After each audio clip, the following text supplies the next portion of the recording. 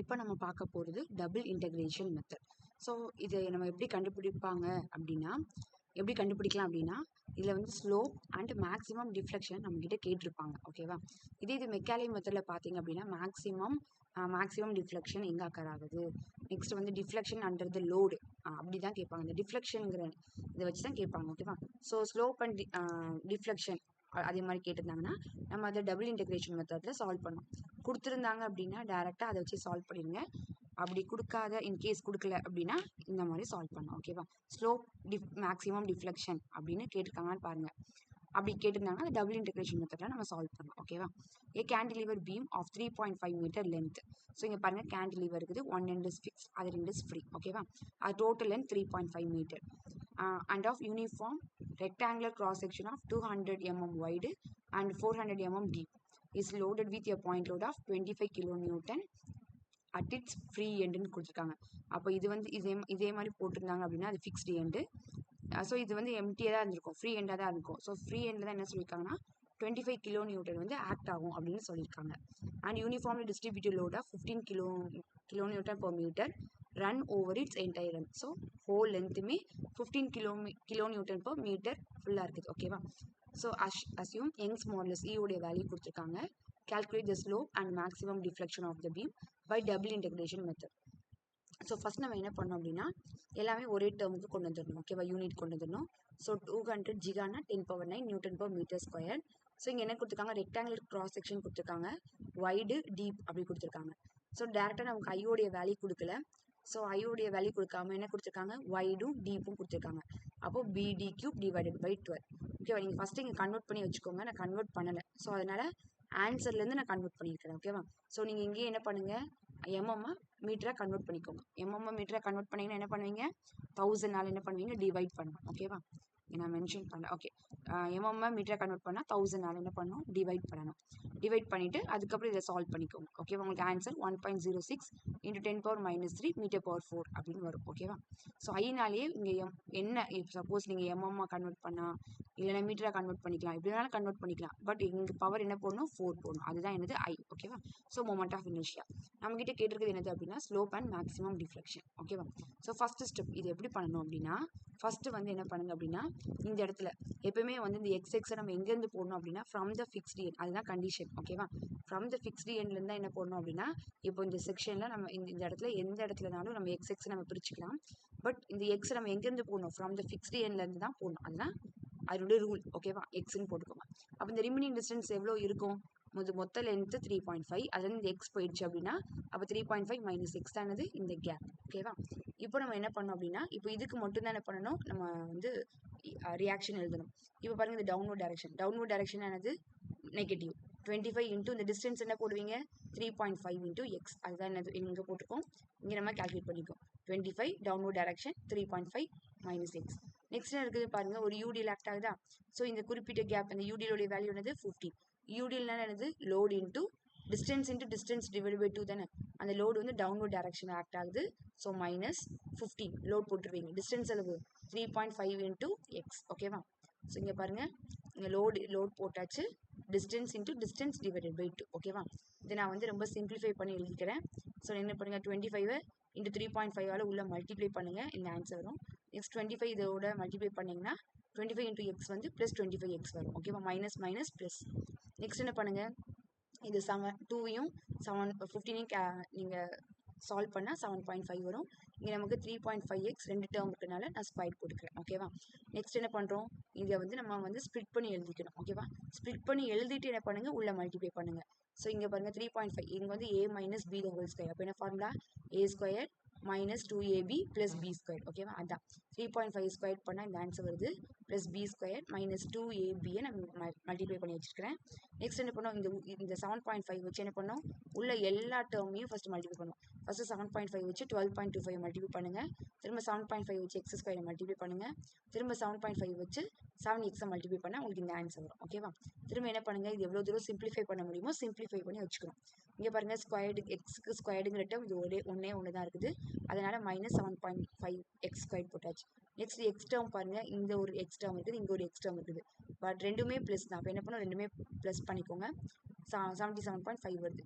Next இங்கே பாருங்க, இங்கே வந்து எக்ஸ் டேர்ம் இல்லவே இல்லை. அப்போ என்ன பண்ணோம், இதுவும் மைனஸ் தான், அப்போ இதுவும் மைனஸ் தான். அப்போ ரெண்டுமே என்ன பண்ணுங்க, ஆட் பண்ணிவிட்டு அந்த சிம்பிள் வந்து மைனஸ் போட்டுக்கோங்க. ஸோ 179.37 இதுதான் நீங்கள் பண்ண வேண்டிய ஃபஸ்ட்டு ஸ்டெப். ஓகேவா? ஸோ இதுக்கப்புறம் என்ன பண்ணணும் அப்படின்னா, இதை வந்து எம்எக்ஸ் இந்த மொமெண்டானது EI d square y by dx square. So இந்த டேர்மை நான் அப்படியே எடுத்து எழுதியிருக்கேன். ஓகேவா? ஃபர்ஸ்ட் நம்ம என்ன பண்ணுறோம் அப்படின்னா, இதை வந்து என்ன பண்ணோம், இன்டெகிரேட் பண்ணோம். இது எப்படி இன்டெகிரேட் பண்ணோம், நான் ஆல்ரெடி சொல்லியிருக்கேன். நமக்கு லெஃப்ட் ஹேண்ட் சைடில் இருக்கலாம் ஒன்று டிக்ரீஸ் ஆகிட்டே இருக்கும். இந்த சைடு வந்து நம்ம இன்டெகிரேட் தானே பண்ணுறோம். அப்போ அந்த பவர் வந்து கூடும். ஓகேவா? X power n plus 1 divide by n அந்த ஃபார்முலா அப்படி இது கூடும். ஓகேவா? அப்போ 7.5 எக்ஸ் இங்கே ஸ்கொயர்டு இருக்குது. அப்போ என்ன பண்ணோம், ப்ளஸ் ஸ்கொயர்டோட ஒன்று ஆட் பண்ணும். அப்போ எவ்வளோ வரும், 3. அப்போ மேலே 3 போட்டிங்கன்னா அப்போ கீழே என்ன வரும், அதுவும் 3 தான் போடணும். நெக்ஸ்ட் இங்கே பாருங்கள், இங்கே எக்ஸ் பவருக்கு பவர் 1 இருக்குது. அப்போ ப்ளஸ் 1 ஆட் பண்ணிங்கன்னா 2. அப்போ மேலே 2 போட்டிங்கன்னா கீழேயும் 2. இப்போ 179.37 இங்கே எக்ஸ்ங்கிற டேர்ம் இல்லை. So X plus C1. ஓகேவா? நெக்ஸ்ட் என்ன பண்ணுங்க, ஏன்னா ஒரு இன்டெகிரேட் பண்ணியிருக்கோம், அதனால எக்ஸஸாக C1ங்கிற கான்ஸ்டன்ட்டை ஆட் பண்ணலாம்.